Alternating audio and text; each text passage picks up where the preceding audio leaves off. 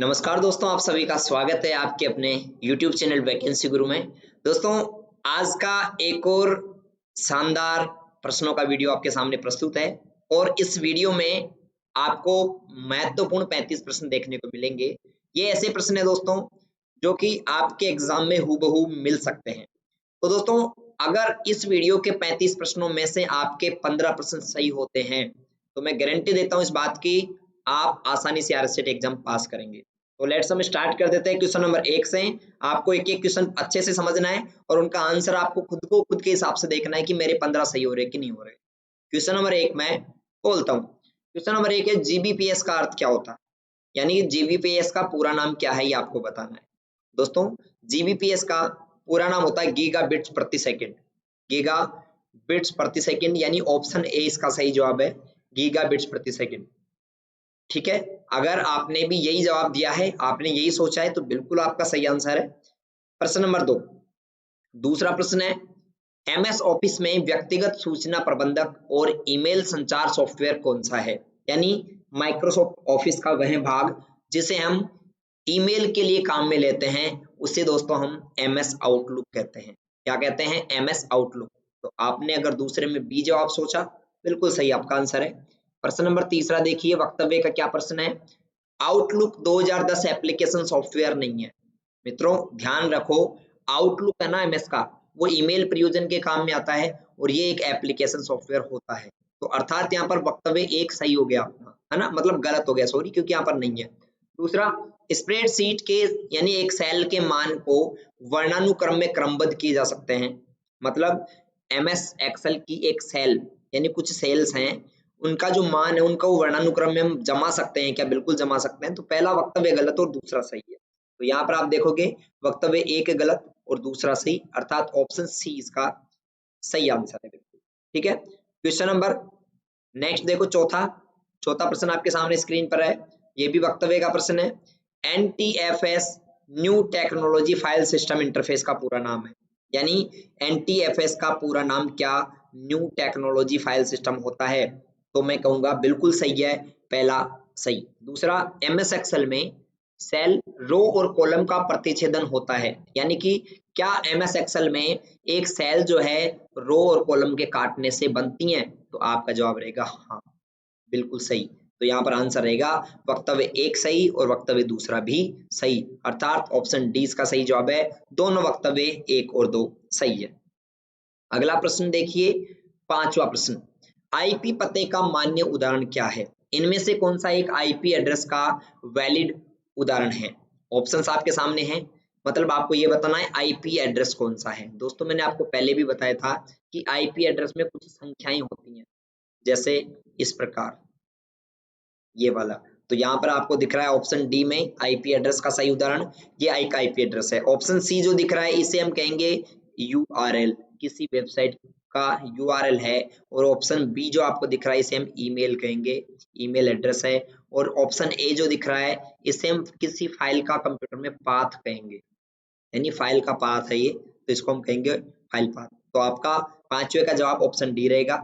छठवा देखिए, छठा प्रश्न है ईमेल भेजते वक्त अगर ईमेल पते को खालिस्तान फील्ड में डालें तो प्राप्तकर्ता व्यक्ति को ईमेल मिल जाएगा, लेकिन वह कोई अन्य प्राप्तकर्ता का ईमेल नहीं देख पाएगा जो कि उपरोक्त फील्ड में है। अर्थात ये क्या कहना चाहता है, ध्यान से सुनो। आप किसी को मान लो ईमेल भेज रहे हो, आपको इसमें समझने की आवश्यकता है, क्योंकि जब तक क्वेश्चन अपने समझ में नहीं आएंगे ना, तब तक हम उनको सही नहीं कर सकते। रटने से सही नहीं होता, समझने से सही होगा एग्जाम में। तो ध्यान दो कि अगर हमें किसी को ईमेल भेजना है और हम चाहते हैं, जैसे मान लो हम 10 लोगों को ईमेल भेजना चाहते हैं ना, 10 लोग हैं उनको हम ईमेल भेजना चाहते हैं, तो हम चाहते हैं सबको ईमेल मिल भी जाए, पर एक दूसरे को मालूम नहीं चले कि मेरे अलावा और किस किस को मेल भेजा गया है, उनको पता नहीं चले। ठीक है, तो आप पता है क्या करेंगे, आप उसके मतलब प्रत्येक ईमेल एड्रेस को आप बीसीसी में लिखेंगे। जिसको आप ये नहीं बताना चाहते कि आपके अलावा किसको भेजा गया, उनका ईमेल एड्रेस आप कहाँ भेजेंगे, बीसीसी के अंदर लिखेंगे और उसके बाद मेल भेजेंगे। बीसीसी का यहाँ पर पूरा नाम क्या होता है, blind carbon copy, blind carbon copy. तो छठे में अगर आपने ए जवाब दिया तो बिल्कुल सही है। सातवां, डोमेन नेम का पता लगाने और इसे इंटरनेट प्रोटोकॉल एड्रेस में अनुवाद करने के लिए निम्न में से कौन उत्तरदायी है? आप आपके कंप्यूटर में, आपके कंप्यूटर में कौन सा एक ऐसा सिस्टम है नेटवर्क के अंदर जो डोमेन नेम का पता लगाता है, ठीक है, और साथ ही साथ क्या करता है, आईपी को यूआरएल में बदलता है, आईपी से यूआरएल और यूआरएल से आईपी में कन्वर्ट करने का काम करता है। मित्रों इसे हम डीएनएस कहते हैं। क्या कहते हैं? डीएनएस। डीएनएस का पूरा नाम होता है डोमेन नेम सिस्टम। ओके। और 8वां प्रश्न, निम्न में से कौन सा हार्डवेयर का उदाहरण नहीं है? यहाँ पर 4 ऑप्शन है, इनमें से एक आपको हार्डवेयर का उदाहरण नहीं है वो बताना। दोस्तों ओसीआर एक हार्डवेयर होता है, याद रखना। ओसीआर क्या होता है? एक हार्डवेयर होता है। एमएस वर्ड क्या होता है दोस्तों? आपका सॉफ्टवेयर होता है, ठीक है, सॉफ्टवेयर। और प्रिंटर क्या होता है दोस्तों? प्रिंटर भी एक हार्डवेयर होता है और स्कैनर भी हार्डवेयर होता है। तो इसके ऐसे करेंगे तो इसमें देखेंगे इसका सही जवाब अपना बी हो जाएगा, क्योंकि एमएस वर्ड एक सॉफ्टवेयर है और बाकी सभी हार्डवेयर है। प्रश्न नंबर 9वां प्रश्न ध्यान से समझने का है। एक्सेल का प्रश्न है, मान का प्रश्न है, ध्यान से सुनना। मान लो कि प्रत्येक अंक यानी कि कुछ सेल्स है यहाँ पर B2, B3, B4 ऐसे मान है, इनमें कुछ B से 1 तक कुछ संख्याएं लिखी हुई हैं और आप इनकी क्या करना चाहते हैं? प्रतिशत निकालना चाहते हैं, परसेंटेज। क्या निकालना चाहते हैं? परसेंटेज। तो परसेंटेज कैसे निकालेंगे? और ये प्रत्येक जो सेल है ना उनमें 100 में से मार्क आए हुए हैं, इनमें 100 में से टोटल 100 में से नंबर दिए गए हैं, तो टोटल सेलों की संख्या 6 है, तो पूर्णांक हो गया अपना 600। मैक्सिमम मार्क कितना हो गया? 600। ठीक है, तो हम क्या करेंगे, टोटल जो अपना, मैं एक बार आपको यहाँ पर अच्छे से समझा देता हूँ, इनको हटा देता हूँ। अपन क्या करेंगे, अपन करेंगे दोस्तों अपना जो टोटल मार्क रहेगा, ठीक है ना, टोटल, तो अपना जो टोटल रहेगा उसको गुणा तो कर देंगे हम 100 से और उसका भाग दे देंगे उसमें किसका? 600 का। ये हम फॉर्मूला लगाएंगे। तो टोटल निकालने का फॉर्मूला क्या होगा? बराबर सम ब्रैकेट ओपन और अपन B2 से लेकर B7 सेलेक्ट कर लेंगे। उसके बाद इसको मल्टीप्लाई करना अपने को 100 से और इसको डिवाइड करना है 600 से। अगर हम ये करते हैं तो अपनी परसेंटेज आ जाएगी। पहले क्या कर लोगे, पहले आप इसमें डिवाइड कर लो, बाद में आप मल्टीप्लाई करना, कैसे भी कर लो। तो यहाँ पर इसका सही जवाब अपना होगा क्या? Option B. इसमें देखो आप बराबर सम B2 से B7 आ रखा है, फिर डिवाइड कर रहा है 600 से और मल्टीप्लाई कर रहा है 100 से, तो इसका सही जवाब रहेगा। अगर आपने एक्सेल में प्रैक्टिस की होगी, ठीक है, तो आपको मालूम चल गया होगा कि अपना ऑप्शन 20 का सही आंसर है। अगला देखिए 10वां प्रश्न है, कौन सा विंडोज 10 निर्मित टूल हस्तलिखित गणितीय अभिव्यक्ति को पहचान कर वर्ड प्रोसेसिंग या कम्युनिकेशनल प्रोग्राम में डाल देता है? आपसे पूछा जा रहा है कि आपके कंप्यूटर का ऐसा कौन सा टूल है जो हाथ द्वारा लिखे गए गणितीय अभिक्रियाओं को पहचान लेता है? तो इसे हम कहेंगे दोस्तों मैथ इनपुट टूल, क्योंकि गणितीय अभिक्रिया यहाँ पर पूछ रहा है, तो गणितीय अभिक्रिया किसमें होगी? मैथ इनपुट टूल में होगी, तो ऑप्शन 20 का सही आंसर। 11वां देखिए, निम्न में से कौन सा अटैक मूल संदेश को संशोधित करता है? यानी कि साइबर अटैक कौन सा है जो आपके मूल संदेश, आपका जो भी संदेश है उसको एडिट कर देता है? दोस्तों इसे हम एक्टिव अटैक कहते हैं। क्या कहते हैं? Active attack.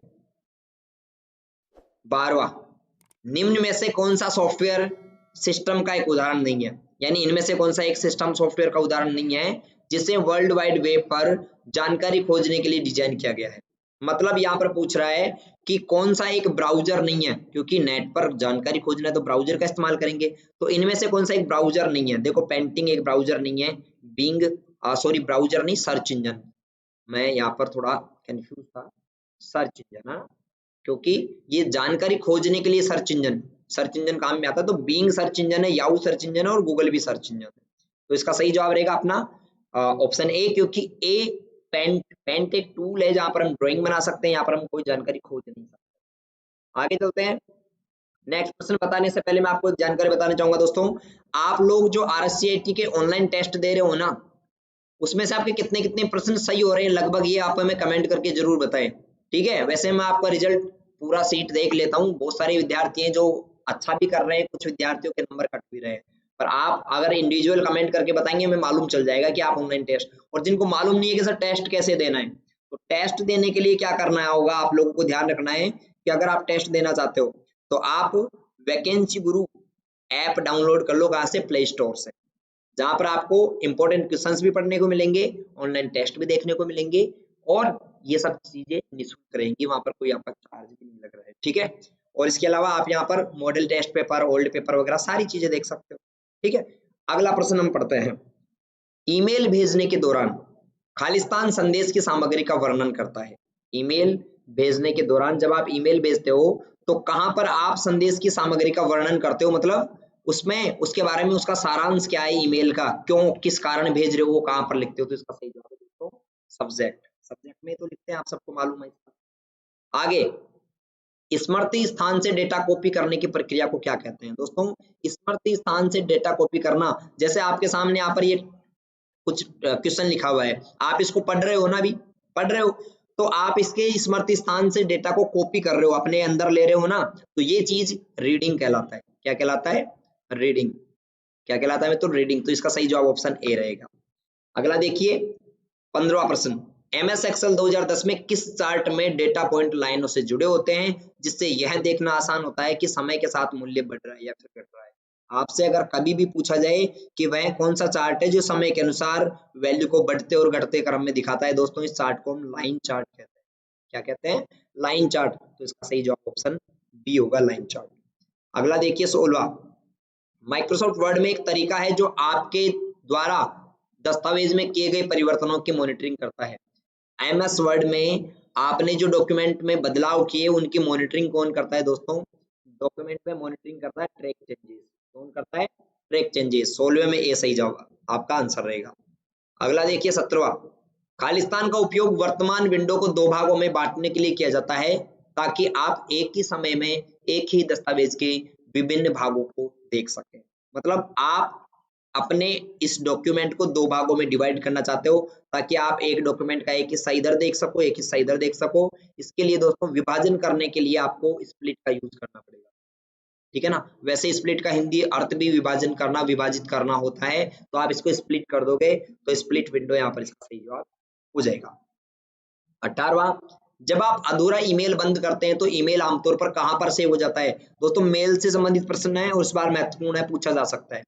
जब आप आधा मेल छोड़ देते हो, अधूरा मेल बंद कर देते हो, तो यह ईमेल ड्राफ्ट के अंदर सेव हो जाता है। कहां पर सेव होता है? ड्राफ्ट में। तो इसका सही जवाब आपका रहेगा ऑप्शन डी, ड्राफ्ट। ओके, अगला प्रश्न देखिए 19वां। 19वां प्रश्न आपके सामने मौजूद है स्क्रीन पर। 19वें प्रश्न में पूछा जा रहा है कि गूगल द्वारा एंड्रॉयड उपकरणों के लिए विकसित एक अंतरराष्ट्रीय ऑनलाइन सॉफ्टवेयर स्टोर कौन सा है।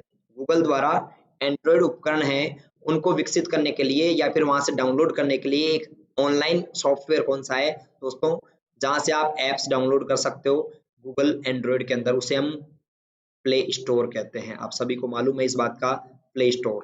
तो इसका सही जवाब अपना रहेगा Google Play Store, option C. अगला 20वां प्रश्न देखिए। विंडोज 10 में खालिस्तान वेब ब्राउजर ने इंटरनेट एक्सप्लोरर का स्थान ले लिया, यानी कि ये पूछ रहा है विंडोज 10 में एक नया ब्राउजर आया है, न्यू ब्राउजर, जो कि किसके स्थान पर आया है? ये आया है दोस्तों आपके इंटरनेट एक्सप्लोरर की जगह। इंटरनेट एक्सप्लोरर, इसकी जगह नया ब्राउजर आ गया, इसका नाम है माइक्रोसॉफ्ट एज। इंटरनेट एक्सप्लोरर भी माइक्रोसॉफ्ट कंपनी का था और माइक्रोसॉफ्ट एज भी माइक्रोसॉफ्ट कंपनी का है। ये नया नाम इसका हो गया, नया ब्राउजर इसका। अगला 21वां, और मुझे उम्मीद है आप सभी दोस्तों ने वीडियो को लाइक कर दिया होगा, क्योंकि यहाँ पर अगर आपको पढ़कर बहुत अच्छा लगा अगर, तो दिल से आप वीडियो को लाइक जरूर कर दें। 21वां प्रश्न देखिए। विंडोज 10 में कौन सी डेस्कटॉप सुविधा शामिल की गई है जिसे विंडोज 8 में हटाया गया था? ठीक है, विंडोज 10 में कौन सी डेस्कटॉप सुविधा शामिल की गई जो विंडोज 8 में नहीं थी? दोस्तों विंडोज 8 में ध्यान रखना स्टार्ट मेन्यू नहीं होता। ठीक है, रिसाइकल बिन होता है, गैजेट होते हैं, विंडो कुंजी के माध्यम से सर्च भी होता है। तो स्टार्ट मेन्यू कहाँ थी? विंडोज 8 में नहीं थी और विंडोज 10 में वापस से आ गया। तो इसका सही जवाब ऑप्शन ए रहेगा। अगला 22वां प्रश्न। मैं दोस्तों आप सभी से एक बात और बताना शेयर करना चाहूंगा। आप में से बहुत सारे विद्यार्थी ऐसे हैं जिन्होंने चैनल को अभी तक सब्सक्राइब नहीं कर रखा, इनको लाइव क्लास का नोटिफिकेशन भी नहीं मिलता होगा और बहुत सारे इनके वीडियो भी रह जाते होंगे। ठीक है, तो अगर आपने चैनल को सब्सक्राइब नहीं किया तो फटाफट से सब्सक्राइब कर लीजिए ताकि आपको लाइव क्लासेस के नोटिफिकेशन टाइम टू टाइम पहुंचाते रहें हम, जिससे कि और आपकी बेहतर परसेंटेज बनने में सहायता आपको मिलेगी। एक बात और ध्यान दें, जब एग्जाम होगा तो एग्जाम के बाद में जब क्वेश्चंस आप देखोगे ना, तब आपको मालूम चलेगा कि हमने कितनी बड़ी गलती कर रखी है। ठीक है, तो 22वां प्रश्न हम चलते हैं। खालिस्तान कुंजी आपको कर्सर के दाएं ओर के वर्ण को हटाने में सक्षम बनाती है। अगर आपको ये कर्सर है यहाँ पर और इस साइड के टेक्स्ट को हटाना है, डिलीट करना है, तो आप डिलीट बटन का यूज करोगे। बाएं साइड से मिटाना हो तो बैक स्पेस, और दाएं साइड का मिटाना हो तो डिलीट, ओके, यूज करेंगे। 23वां देखिए, वाईफाई का पूरा नाम क्या है मित्रों? बिल्कुल इजी सा प्रश्न है। वाईफाई का पूरा नाम wireless Fidelity, wireless Fidelity, D, ठीक है। 24वां, निम्न में से कौन सा वेब ब्राउजर का एक उदाहरण नहीं है? कौन सा एक ब्राउजर नहीं है? इंटरनेट एक्सप्लोरर ब्राउजर है, ओपेरा ब्राउजर है, गूगल भी ब्राउजर है, सॉरी गूगल ब्राउजर नहीं है, मोजिला फायरफॉक्स ब्राउजर है। गूगल क्या है? गूगल एक सर्च इंजन है, Google is a search engine, not a browser, okay. 25वां प्रश्न, 25वां प्रश्न है, निम्न में से कौन सा मोबाइल वॉलेट का वैध उदाहरण है? इनमें से कौन सा एक मोबाइल वॉलेट है? मित्रों मोबाइल वॉलेट है पेटीएम, पेटीएम एक मोबाइल वॉलेट है, बाकी ड्रॉपबॉक्स वगैरह ये मोबाइल वॉलेट्स नहीं है। अगला देखिए 26वां, HTML, HTML क्या बनाने के लिए प्रयोग में लिया जाता है? HTML क्या काम में आता है, क्या बनाने के काम में आता है? आप लोगों को कमेंट करके इसका जवाब देना है, मैं नहीं बता रहा, ठीक है। ऑप्शंस आपके सामने है, मशीन, प्रोग्राम भाषा, वेब पेज, उच्च स्तरीय या वेब सर्वर। आप लोग कमेंट करके इसका 26% का जवाब दें। आप लिखें क्वेश्चन नंबर, उसके बाद जवाब दें। 27वां देखिए, विंडोज 10 में बिल्ट इन, यानी पहले से जो कंपनी द्वारा, माइक्रोसॉफ्ट कंपनी द्वारा लॉन्च किया जाता है, तभी उसमें एक एंटीवायरस डाला जाता है, उसका नाम क्या है? यानी उसके कंपनी में मतलब अपना ऑपरेटिंग सिस्टम होता है, उसी के साथ इंस्टॉल हो जाता है रियल टाइम एंटीवायरस, उसका नाम है विंडोज डिफेंडर। जो विंडोज को डिफेंड करता है, वायरस से बचाने का काम करता है, विंडोज डिफेंडर कहलाता है। 28वां देखो, computer PD, computer PD VLSI प्रौद्योगिकी के साथ आईसी का उपयोग करती है, अर्थात वीएलएसआई, आईसी के साथ वीएलएसआई लॉन्च कब हुआ था दोस्तों? वीएलएसआई लॉन्च हुआ था चौथी पीढ़ी में, इसको हम सीपीयू भी कह सकते हैं, ठीक है, चौथी पीढ़ी में, चतुर्थ पीढ़ी यहाँ पर इसका सही जवाब होगा। अगला देखो 29वां प्रश्न आपके सामने मौजूद है, निम्न में से कौन सा कंप्यूटर सिस्टम में हार्डवेयर का उदाहरण है? आपको ये बताना है दोस्तों कि कंप्यूटर सिस्टम में हार्डवेयर कौन सा है। 4 ऑप्शन यहाँ पर है, इनपुट और आउटपुट डिवाइस, ठीक है, एमएस वर्ड 2010 और एमएस एक्सेल, एमएस पेंट और math tool, Google Chrome, Mozilla Firefox. दोस्तों इनपुट आउटपुट एक हार्डवेयर के उदाहरण है, ये सॉफ्टवेयर है, ये भी सॉफ्टवेयर है और ये भी सॉफ्टवेयर है, तो ऑप्शन ए इसका सही आंसर हो जाएगा। अगला प्रश्न देखिए 30वां, खालिस्तान डिस्क पर एक नामित स्थान जहां फाइलों को संग्रहित कर सकते हैं, यानी डिस्क पर एक ऐसा जगह है जहां पर हम फाइलों को स्टोर करते हैं, उसे हम क्या कहते हैं दोस्तों? उसे हम फोल्डर कहते हैं। क्या कहते हैं उसको? फोल्डर कहते हैं। तो इसका सही जवाब ऑप्शन सी यहाँ पर हो जाएगा। 31वां देखिए, एमएस एक्सेल में छोटे चार्ट एक सेल में एम्बेडेड होते हैं। एमएस एक्सेल के अंदर कुछ छोटे चार्ट होते हैं जो एक ही सेल में होते हैं, जो कि दृश्य प्रवृत्ति सारांश देने के साथ साथ डेटा भी दर्शाते हैं। आपसे पूछा जा रहा है कि एमएस एक्सेल में एक ही सेल में बनने वाला चार्ट क्या कहलाता है? एक सेल में बनने वाला चार्ट दोस्तों स्पार्क लाइन कहलाता है। क्या कहलाता है? Spark line. तो इसमें 31वें में सी सही आंसर, स्पार्क लाइन। आगे देखो 32वां प्रश्न, कौन सा उपकरण है जो कि आपको स्थायी पठनीय प्रारूप में, कौन सा उपकरण है जो आपको स्थायी पठनीय प्रारूप में जानकारी प्रदान करता है, जिसे हार्ड कॉपी कहते हैं? अर्थात ऐसा कौन सा आपका हार्डवेयर डिवाइस है जो हार्ड कॉपी को छापता है?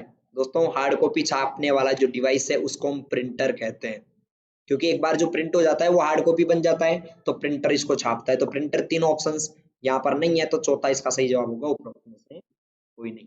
अगला देखो, डेटाबेस में संबंधित डेटा के सेट को क्या कहते हैं? डेटाबेस में संबंधित डेटा के सेट को रिकॉर्ड कहा जाता है ना। बहुत सारा डेटा अगर एक जगह कलेक्ट होगा तो उसको हम रिकॉर्ड कह सकते हैं क्या? बिल्कुल, आपका आप सोचेंगे, आपको मालूम है, कह सकते हैं, तो इसका सही जवाब आपका ऑप्शन बी होगा। 33 के बाद 34वां, खालिस्तान का उपयोग दस्तावेज में पाठ को शामिल करने के लिए किया जाता है जो कि प्रत्येक पृष्ठ पर दोहराया जाता है, ठीक है, प्रत्येक पृष्ठ पर यानी हर पेज पर रिपीट करने के लिए आप किसका प्रयोग करेंगे? किसी टेक्स्ट को हर पेज पर रिपीट करना है तो दोस्तों आप हेडर और फुटर का इस्तेमाल करेंगे। तो यहाँ पर अपना ऑप्शन ए इसका सही आंसर है, 34। 35वां देखिए, कौन सा प्रोटोकॉल विभिन्न होस्ट के बीच ईमेल सुविधा प्रदान करता है? यानी ईमेल भेजने के लिए कौन सा प्रोटोकॉल काम में आता है? और दोस्तों इसका सही जवाब यहाँ पर रहेगा एसएमटीपी। एसएमटीपी का पूरा नाम क्या होता है? Simple mail transfer protocol. Repeat again, simple mail transfer protocol, SMTP का पूरा नाम। तो यहाँ पर 35 में से कितने प्रश्न आपके सही हुए कमेंट करके जरूर बताएं, और अगर वीडियो आपको अच्छा लगा तो लाइक कीजिए, चैनल पर नए हैं तो सब्सक्राइब अवश्य करके जाना। मिलते हैं अगली वीडियो में। जो कि अपनी लाइव क्लास होगी या फिर वीडियो आएगा। तब तक के लिए आप रेगुलर वैकेंसी गुरु मोबाइल ऐप से या फिर वेबसाइट से तैयारी करते रहिए। बहुत बहुत धन्यवाद। Good bye.